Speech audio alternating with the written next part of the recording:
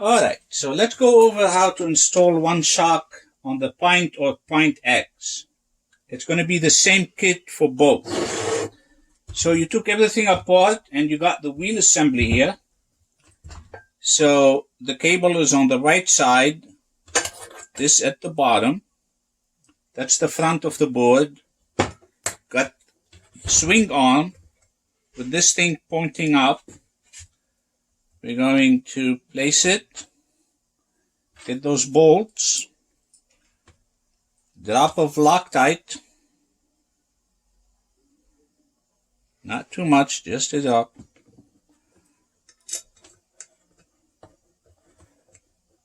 Let me go ahead and finish all four. Okay, so we're done with the wheel assembly. Let's put this aside. And we're going to move to the rails. So this is the front, the back. Those two big holes are going to be on the left side. And let's use the left rails as a reference. Let me get a close-up.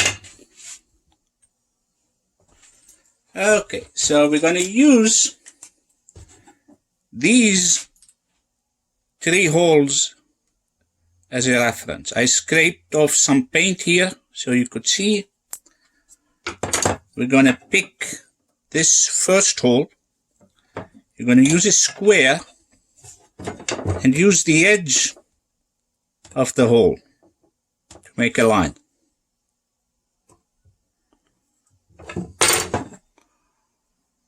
Right there.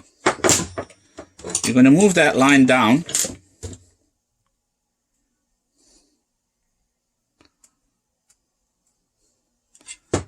and then move it to the bottom.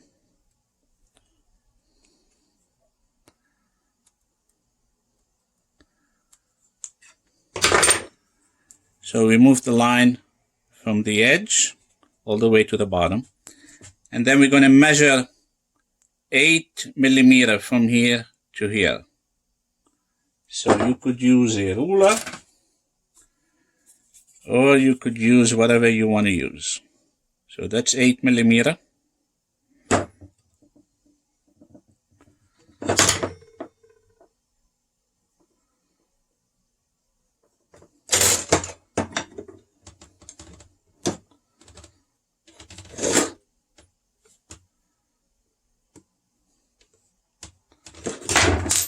So the distance between this and this is 8 millimeters. Assuming you haven't made those holes yet, okay? So we're going to put them together. Make sure they're aligned on the tip and the bottom. You're going to use the square to make one complete line.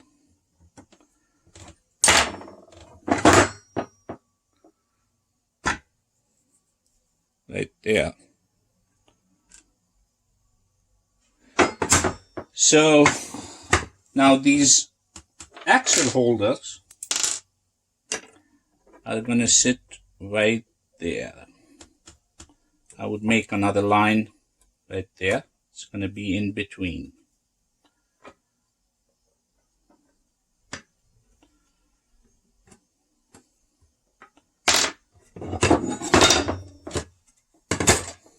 So it's going to sit between those two lines. Now the way I like to make the holes, I like to clamp it.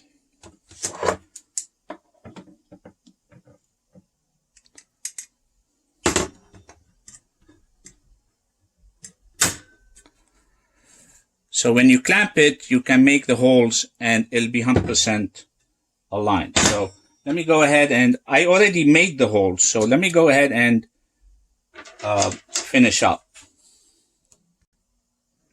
Okay, so I went ahead and put them on, and make sure you take your time, get these aligned 100%. Let's move to the top part. Once you get this measurement and make the holes, it's downhill after that. So to work on the front part, we're going to use the inside hole. Forget the side guards. Use the edge of the hole on the rail right there as a reference.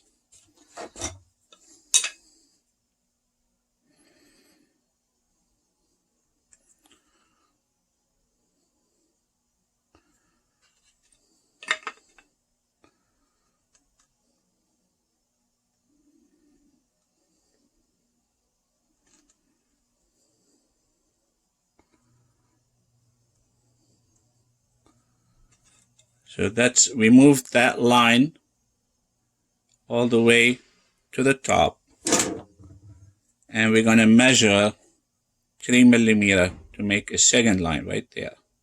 Okay, so let's measure 3 millimeter.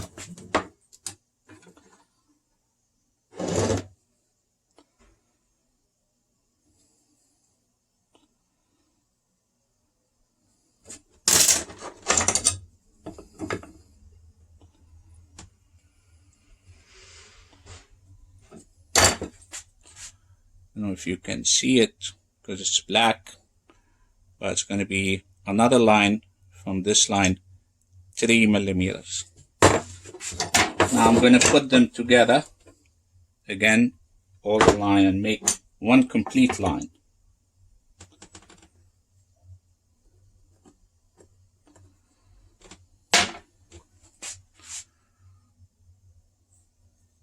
So this is one complete line, 3 millimeter from this line. And that's your reference. Now you're going to use a template that comes with the kit, and it's going to be right there at the edge of the second line. Okay? And I do the same thing. I clamp it so I can get those holes 100% correct.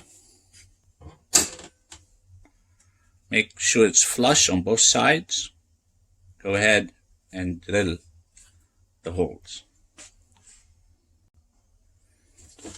So you go 1, 2, 3. And then after that, angle it a little bit, because you don't have much room in the back. So when you place the bolt in, it'll be easier to catch the nut. Okay? Now do the same thing on the other one. Match the lines. Place the template where the line is and do the same thing. Okay? Make sure that these two are 100% aligned so you get it nice and clean.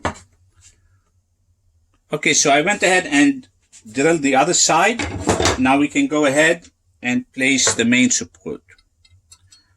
You're going to put one screw. Use the washer. Place a little bit of Loctite.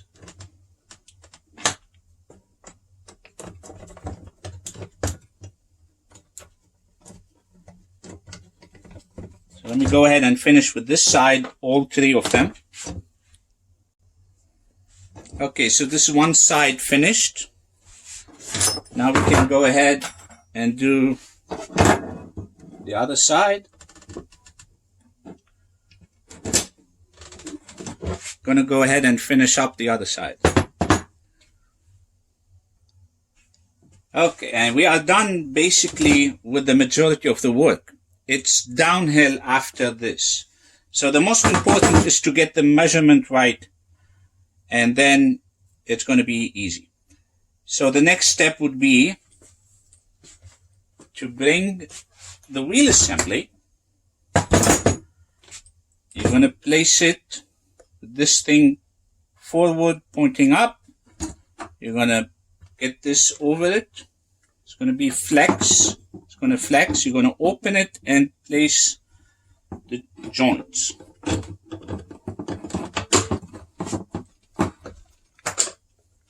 That's it. This is what you're looking for. Okay? So now we can go ahead and bring the two modules. Let me make sure you're getting a full view.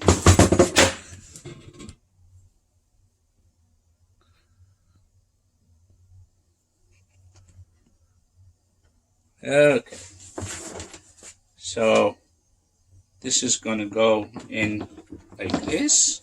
Let me go ahead and attach one screw here and one screw there to get a head start. Don't worry about this for now. Okay, so I went ahead and placed one screw on the left, one screw on the right. Give me a head start. Then you're going to pull the controller out, right? I'm going to push this down, and that's going to go just like that.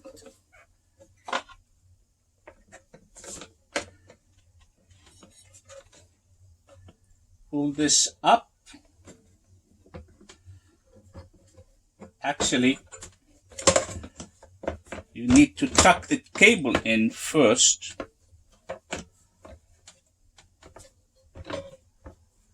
There. Now I can attach two screws here. Okay, so I attached two screws right there. And we are basically done. You will see how easy it's going to be after that. So I'm going to finish up. I got another 1, 2, 3, 4. Let me go ahead and put them on. Okay, so all 8 screws are in. You can go ahead and connect the motor cable.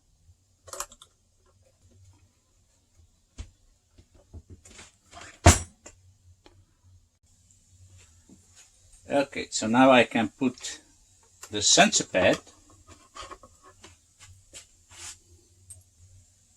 Okay, the sensor pad is on.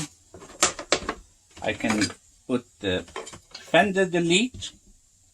I'll talk about this later. Let me put the screws in.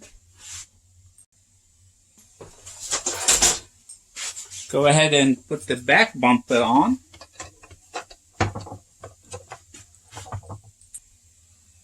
Okay, back bumper is on. Fender delete is on. Let me finish up with the screws. Okay, and let's go ahead and put the shock absorber.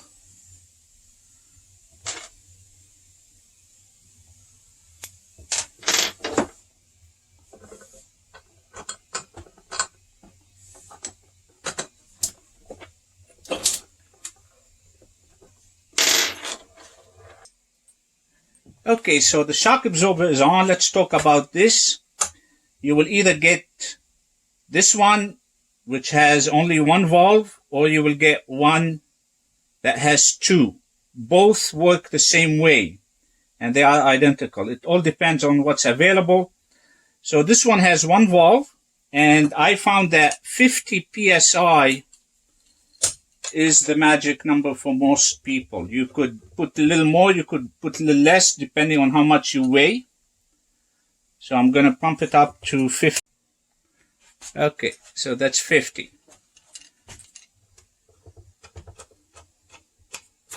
And these are very good shock absorbers compared to the high-end ones that go for $300-400. Some of them are $500.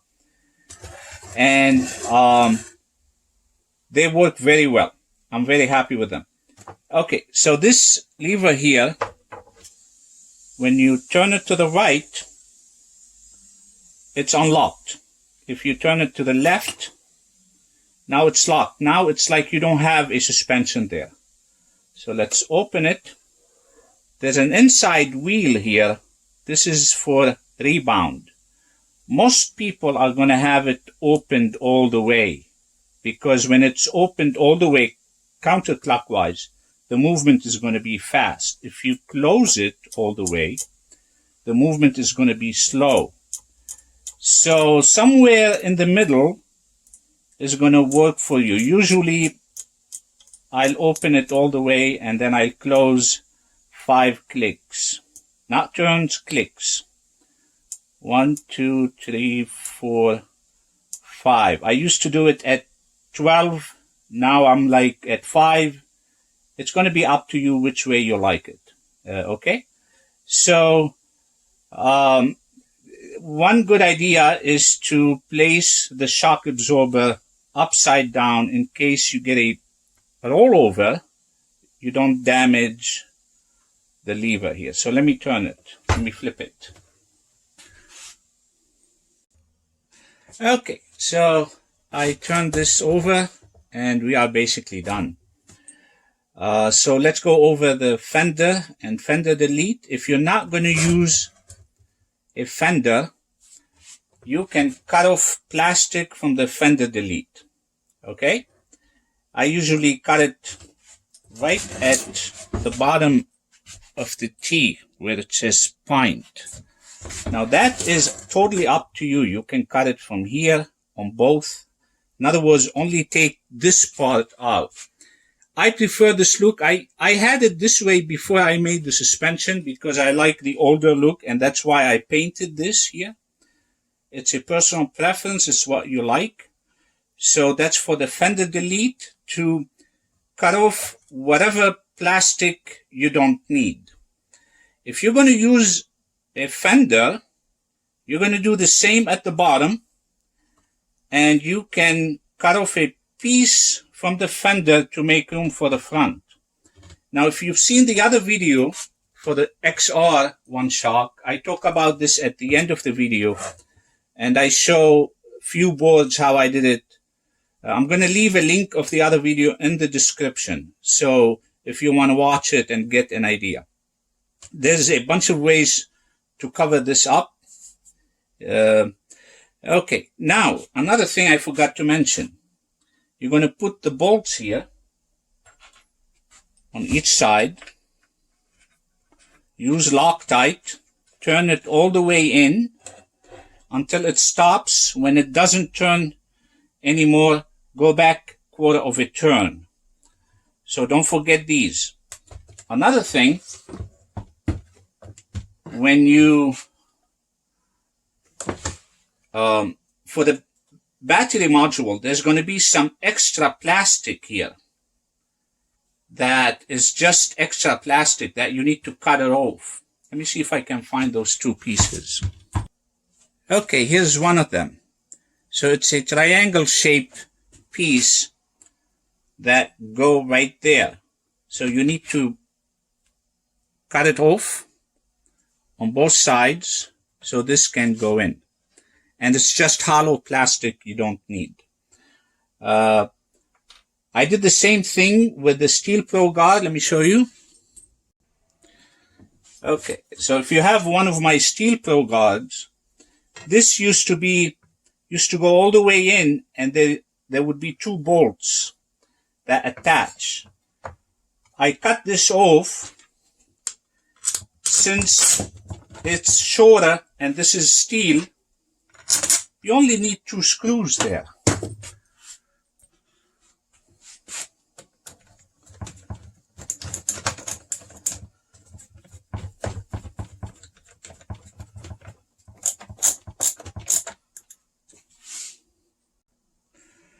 Okay, so I put this back on, and 2 screws only is going to hold it nice and flat, and this gives you a nice protection to the battery module.